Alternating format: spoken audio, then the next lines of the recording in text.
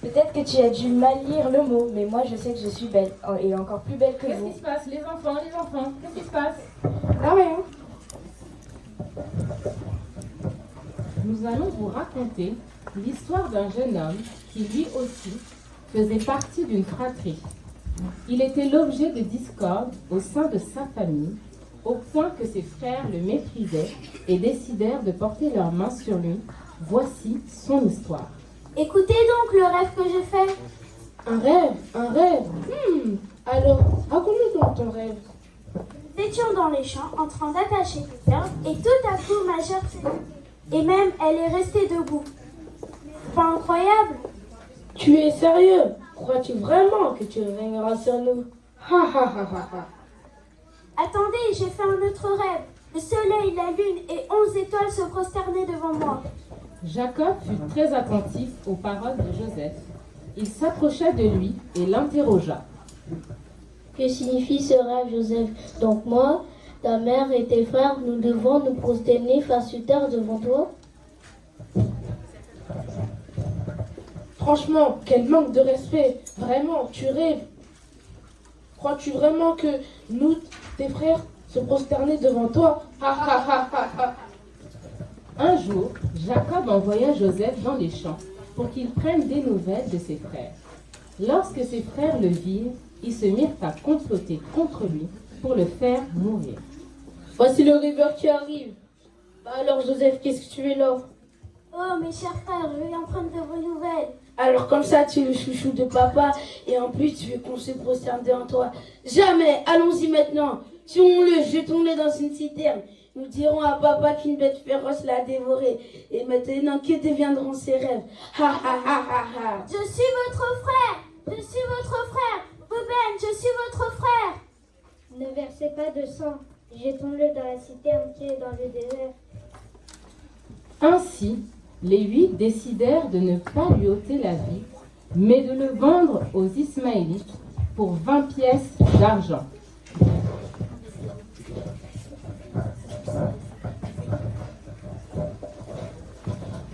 Joseph fut emmené captif par les Ismaélites en Égypte, où il fut vendu à Potiphar. Les frères de Joseph emmenèrent le manteau de Joseph à leur père et lui dirent: Père, Joseph est mort. Jacob se lamenta sur le manteau de son fils. Il était inconsolable.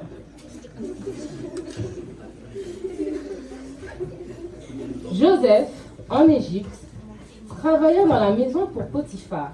Dieu était avec Joseph et le bénit. Mais la femme de Potiphar mentit à propos de Joseph et Joseph fut envoyé en prison. Dieu n'avait pas oublié Joseph. Joseph rencontra 2 hommes et expliqua leur rêve. L'un des hommes promit de l'aider, mais il ne s'en souvint pas. Joseph resta en prison pendant une longue période, mais Dieu avait un plan. Une nuit, le pharaon fit un rêve étrange et personne ne pouvait l'aider. Enfin, l'homme qui avait oublié sa promesse à Joseph se souvint de Joseph. Ce n'est pas moi, mais c'est Dieu qui en donnerait une réponse favorable à Pharaon. Pharaon dit alors à Joseph: Je fais un premier songe. Je me tenais debout sur le bord du fleuve, et voici 7 vaches grasses de chair et belles d'apparence montèrent hors du fleuve et se mirent à paître dans la prairie. 7 autres vaches montèrent derrière elles, maigres, fort laides d'apparence et décharnées. Je n'en ai jamais vu d'aussi laides dans tout le pays d'Égypte. Les vaches décharnées et laides mangèrent les 7 premières, qui étaient grasses, et les engloutirent dans leur ventre sans qu'on s'aperçût qu'elles fussent entrées, et leur apparence était toujours aussi laide, et je m'éveillai. Je fais un second songe. Je vis encore en songe 7 épis pleins et beaux, qui montèrent sur une même tige, et 7 épis vides, maigres, brûlés par le vent d'Orient, poussèrent après elles. Les épis maigres engloutirent les 7 beaux épis. Je l'ai dit au magicien, mais personne n'a pu m'en donner l'explication. Joseph écouta son rêve et dit: Il y aura 7 ans avec nourriture et 7 ans sans nourriture. Puisque Dieu t'a fait connaître toutes ces choses,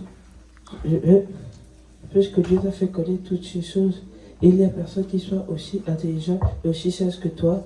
Je t'ai établi sur ma maison et tout mon peuple obéira à tes ordres. Le trône seul le lèvera au-dessus de toi. Vois, je te donne le commandement de tout le pays d'Égypte. Pharaon ôta son anneau de la main et le mit à la main de Joseph. Il le revêtit d'habits de fin lin et lui mit un collier d'or au cou. Il le fit monter sur le char qui suivait le sien, et l'on criait devant lui: à genoux! C'est ainsi que Pharaon lui donna le commandement de tout le pays d'Égypte. L'histoire de Joseph que nous venons de vous conter nous parle d'un jeune homme de 17 ans qui était méprisé par ses frères, par sa patrie. Et c'est une situation qui peut se reproduire dans la vie de nos enfants à la maison.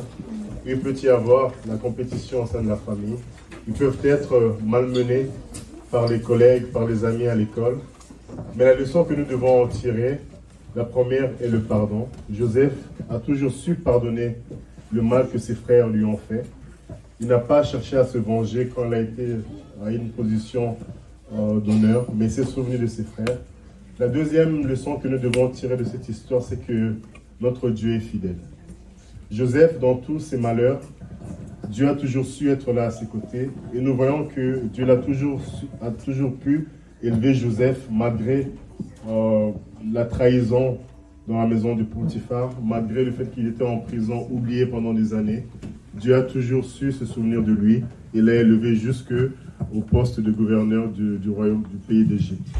Donc voilà un peu l'histoire qu'on voulait partager avec vous, la fidélité, le pardon et la patience, et toujours avoir confiance en Dieu. C'est la leçon qu'on essaie d'inculquer aux enfants au travers de tout ce qu'on a fait, au travers de l'histoire de Joseph.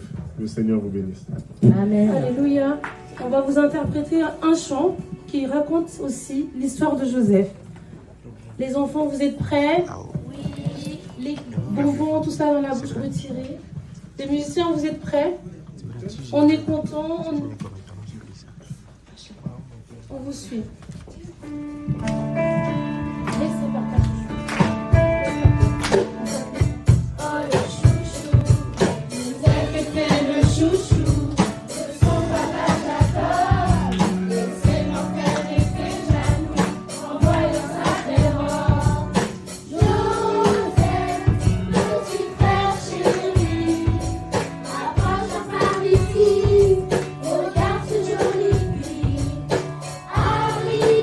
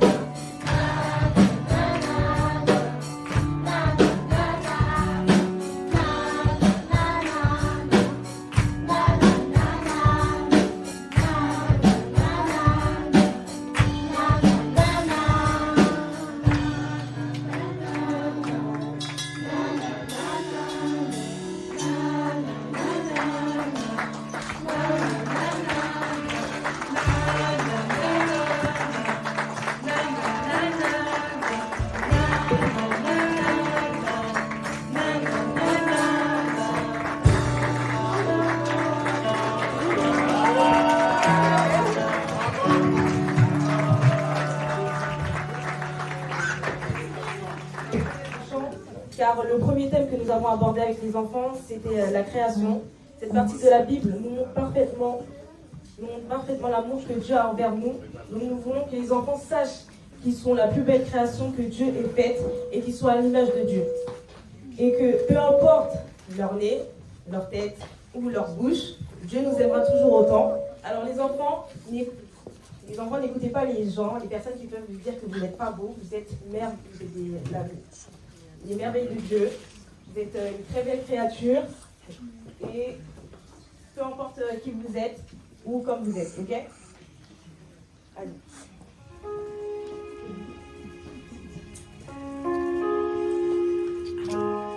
Il n'est pas.